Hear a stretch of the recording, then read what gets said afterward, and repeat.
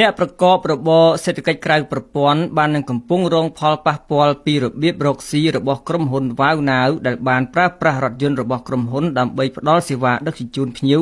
ដោយប្រើប្រព័ន្ធបច្ចេកវិទ្យា Digital App នេះបើតាមការបញ្ជាក់របស់លោកឈួនវ៉ុនអគ្គនាយកនៃអគ្គនាយកដ្ឋានដឹកជញ្ជូនផ្លូវគោករបស់ក្រសួងសាធារណការនិងដឹកជញ្ជូន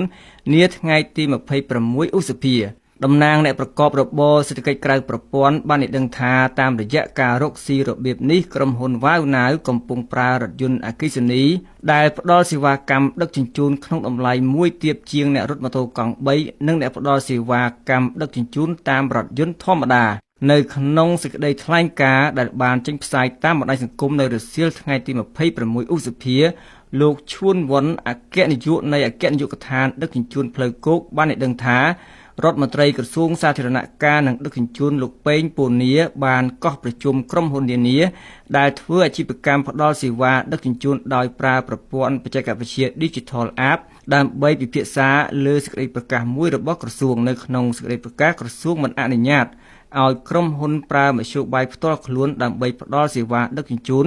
ដោយប្រើប្រព័ន្ធបច្ចេកវិទ្យា Digital App ឡើយបើតាមលោកឈួនវ៉ុនក្រុមហ៊ុន Wow Now យល់ព្រមធ្វើតាមការណែនាំរបស់ក្រសួងដោយបញ្ឈប់ប្រើមធ្យោបាយផ្ទាល់ខ្លួននៅក្នុងអាជីវកម្មរបស់ខ្លួន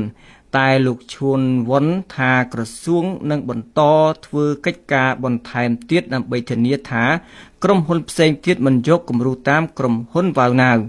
គួរជ្រាបថានៅប្រទេសកម្ពុជាមានក្រុមហ៊ុនមួយចំនួនដែលធ្វើអាជីវកម្មផ្ដល់សេវាកម្មដឹកជញ្ជូនដោយប្រើប្រព័ន្ធបច្ចេកវិទ្យា Digital App ក្នុងនោះមានក្រុមហ៊ុន Pass App, Grab, Tada និង Wow Now ជាដើម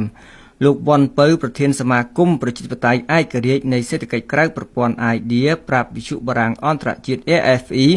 នៅថ្ងៃពុធទី27ឧសភានេះថាអ្នករត់ម៉ូតូកង់3បាននឹងកំពុងរងផលប៉ះពាល់ពីក្រុមហ៊ុន Wow Now ដែលបានប្រើឡានអគ្គិសនីមកផ្ដល់សេវាកម្មដល់អតិថិជនក្នុងតម្លៃមួយដែលទាបជាងអ្នករត់ម៉ូតូកង់3ដោយសារពួកគេត្រូវចំណាយច្រើនលើថ្លៃសាំងនិងហ្គាសដែលនៅមានតម្លៃខ្ពស់កប់ពពកបើតាមលោកវ៉ុនពៅក្រសួងសាធារណការគួររៀបចំឲ្យមានការកំណត់ថ្លៃដឹកជញ្ជូនស្មើៗគ្នា